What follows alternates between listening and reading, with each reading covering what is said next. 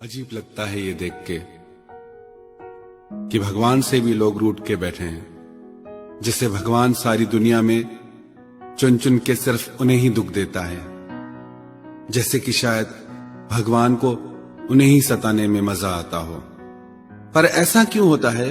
जब भी कुछ अच्छा होता है तो हम कहते हैं कि ये सब मैंने अपनी मेहनत से किया है, मैंने अपने हुनर और अपनी समझदारी से किया है। मनुष्य का स्वभाव है कि वो किसी भी अच्छे काम का क्रेडिट वो किसी और को नहीं दे पाता, पर हर गलत काम का जिम्मेदार वो दूसरों को ठहराता है, और जब कोई और नहीं मिलता तो फिर भगवान के ऊपर ही डाल देता है। परमात्मा को, उनकी कृपा को हम समझे ही नहीं। परमात्मा तो स्वयं अस्तित्व का रूप है। हमारा होना ही परमात्मा की शक्ति से है। मेरा बोलना परमात्मा की शक्ति से, आपका सुनना परमात्मा की शक्ति से है। परमात्मा एक दिव्य ऊर्जा के रूप में है। लोग परमात्मा से प्रार्थनाएं करते हैं और जब पूरी नहीं होती तो शिकायतें करते हैं। कई लोग कहते हैं मैंने बहुत प्रार्थनाएं की पर भगवान नहीं सुनता। हमारी सबसे बड़ी गलती यह है कि हमने हमारी इच्छाओं को प्रार्थना मान लिया है। हमने हमारी मांगों को प्रार्थना का शब्द दे दिया है। परमात्मा के आगे मांगना प्रार्थना का एक अंग जरूर है, पर वो प्रार्थना नहीं है। प्रार्थना से कुछ प्राप्त नहीं होता, प्रार्थना में प्राप्त होता है। वास्तव में प्रेयर का अर्थ क्या है, प्रार्थना का अर्थ क्या है? जिसमें आपका दिल डूब जाए। प्रार्थना आपके हृदय को पवित्र कर देती है, दिव्य कर देती है।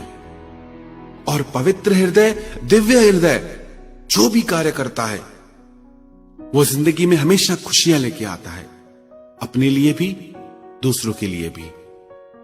प्रार्थना का अर्थ है कि जिसमें हमारी आत्मा डूब जाए, हम खो जाएं, हम मिट जाएं, जिसमें बाकी कुछ बचे ही नहीं पीछे। जब शबरी से भगवान राम मिले, शबरी को कुछ नहीं आता था, कोई प्रार्थना नहीं आती थी। भगवान राम को देख के उसकी आंखों से आंसू बहने लगे। राम शबरी की तरफ देखने लगे, शबरी श्री राम की तरफ देखने लगी। कितने ऋषि थे उस जंगल में जो संस्कृत में बनी हुई, विधि विधान से बनी हुई प्रार्थनाएं करते थे, तपस्या करते थे, पर सबको छोड़ के उस शबरी के पास आए। एक ही प्रार्थना करती थी, कब आओगे हे राम, तुम कब आओगे? सालों साल, एक दिन नहीं, 2 दिन नहीं, पूरा जीवन। ऐसा नहीं कि जिस दिन श्री राम आए उस दिन उसको प्रार्थना का फल मिला, नहीं, हर दिन उसे प्रार्थना का फल मिला। हर दिन उसे प्रार्थना से आनंद मिला। प्रार्थना के बाद आनंद मिलता है ऐसा नहीं है, प्रार्थना करते समय आनंद मिलता है। प्रार्थना में आनंद है। हमने प्रार्थना के अर्थों को अभी समझा ही नहीं है। हमने ये मान्यता बना रखी कि प्रार्थना करने से कुछ मिलेगा, पर हमें ये बात समझ नहीं आती कि प्रार्थना में होने से कुछ मिलेगा। ऐसा नहीं है कि प्रार्थना रास्ता है और हमारी इच्छाएं मंजिल है। प्रार्थना अपने आप में मंजिल है एक। प्रार्थना आपकी दिल की गहराइयों से निकलती है। प्रार्थना में आप अपना हृदय परमात्मा के आगे खोल के रख देते हैं। कई लोग पूछते हैं कि प्रार्थना में क्या बोले, कौन सी प्रार्थना करें? कौन सिखा सकता है आपको? आपके हृदय की बात आपको कोई और कैसे सिखा सकता है?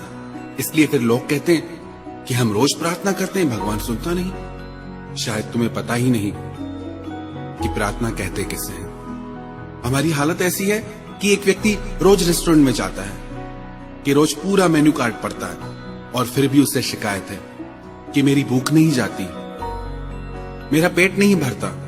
कितना ही पढ़ते रहो, पानी पानी पानी, कितना ही मेन्यू कार्ड पढ़ते रहो, भूख मिटने वाली नहीं। भूख तब मिटेगी जो उस मेन्यू कार्ड में लिखा है वो आपके भीतर जाए। शब्द तो आपके मुंह से निकलते हैं, पर वो प्रार्थना आपके हृदय में नहीं जाती। जिस व्यक्ति के हृदय में प्रार्थना चली गई, उसकी जिंदगी पूरी तरह से बदल जाएगी। उसका हृदय पवित्र और दिव्य हो जाएगा। जिसका हृदय पवित्र और दिव्य है वो जो कार्य करेगा वो पवित्र और दिव्य होगा। वो जो कार्य करेगा वो पूरी सृष्टि में खुशियां लेके आएगा। और बहुत आसान है कह देना कि भगवान हमें दुख देता है, क्योंकि सब कुछ वही तो करता है, उसी की ही शक्ति से तो चल रहा है सब। पता नहीं क्यों हमें बातें समझ ही नहीं आती।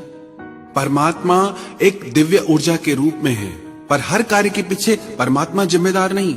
जैसे आपके पास चलने के लिए पैर हैं, उन पैरों से आप मंदिर जाएं, चर्च जाएं या शराब घर जाएं, वो मर्जी आपकी है, वो चुनाव आपका है।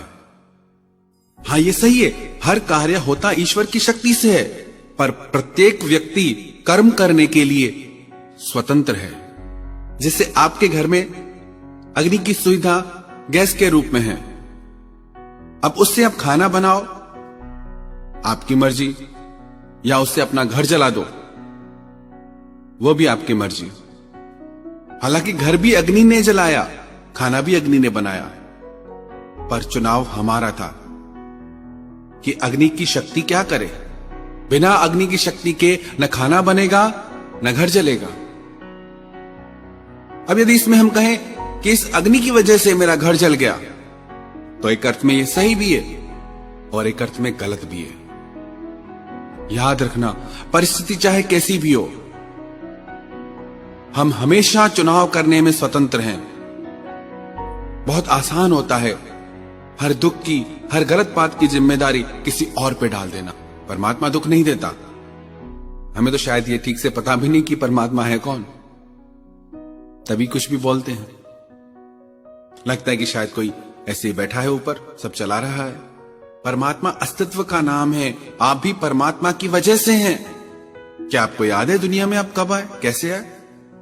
जो कुछ भी आपको मिला है जिंदगी में, जो भी आपके अपने हैं, आपने मांगे?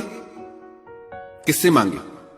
हम रोते हैं कोई चला गया हमारी जिंदगी से, पर जो हमारी जिंदगी में है वो कहां से है? आप लेके आए साथ उन्हें? वो कुदरत की शक्ति है, परमात्मा की शक्ति है। परमात्मा को प्रकृति के रूप में जाने, कुदरत के रूप में जाने, शक्ति के रूप में जाने, अस्तित्व के रूप में जाने। नाम अलग अलग है, वही परमात्मा अपनी ही शक्ति से कभी सगुण रूप में भी प्रकट हो जाते हैं, जिन्हें हम भगवान कहते हैं। हर किसी की मान्यताएं अलग हैं, पर हमारा सृजन परमात्मा की शक्ति से होता है। हमारे प्राण परमात्मा की शक्ति से टिके हैं, तो हम परमात्मा के ही अंश हैं। यदि हम परमात्मा को दोष देते हैं तो एक अर्थ में हम स्वयं को ही दोष देते हैं। भगवान हमारे माता पिता हैं। दुनिया का कोई भी माता पिता अपने बच्चे के भाग्य में कभी कोई दुख नहीं लिखेगा, कभी नहीं चाहेगा कि उसकी जिंदगी में जरा सी भी तकलीफ आए। अच्छे से अच्छा लिखेगा कि हमारी संतान हमेशा खुश रहे, हर सुख उसको मिले, हर खुशी उसको मिले। ये तो साधारण मनुष्य की बात हो गई। और जो परमात्मा करुणा का सागर है, दया का सागर है, प्रेम का सागर है, वो कैसे आपकी जिंदगी में दुख लिख सकता है? इतनी बड़ी सृष्टि में, इतने बड़े ब्रह्मांड में उसे सिर्फ आप दिखते हैं दुखी करने के लिए। कैसी कैसी हम धारणाएं बना के बैठे हैं। सच्चाई तो यह है कि हमने आज तक एक बार भी ठीक से प्रार्थना नहीं की। इच्छाओं को मांगना, चीजें मांगना प्रार्थना नहीं होती कि तुम भगवान मेरे लिए ये कर दो तो मैं तुम्हारे लिए ये कर दूंगा। आप प्रार्थना करने आए हैं या व्यापार करने? प्रार्थना तो एक भाव है जिसमें पुकारने वाला डूब जाता है। प्रार्थना तो एक भाव है धन्यवाद का कि हे परमात्मा, मैं तो डिजर्व ही नहीं करता, मैं तो इस लायक ही नहीं जितना तूने मुझे दिया है। कुछ भी तो नहीं है मेरे हाथ में, पर सब कुछ तूने दिया है। अगर प्रार्थना को हम सही मायने में समझ गए तो पूरी दुनिया में एक इंसान ऐसा नहीं बचेगा जो ये कह सके कि मेरी प्रार्थनाएं भगवान नहीं सुनता। पहले प्रार्थना को समझो तो सही, प्रार्थना करो तो सही। फिर कहता हूं, अपनी मांगों को, अपनी इच्छाओं को प्रार्थना मत समझिए। शब्दों में लिखी चीजों को प्रार्थना मत समझिए। जो भाव आपकी हृदय की गहराइयों से निकले, जो भाव आपको परमात्मा से जोड़ दे, जो भाव आपके हृदय के घाव को सिल दे, जिस भाव में आप अपनी हर तकलीफ भूल जाएं, डूब जाएं, वही असली प्रार्थना है।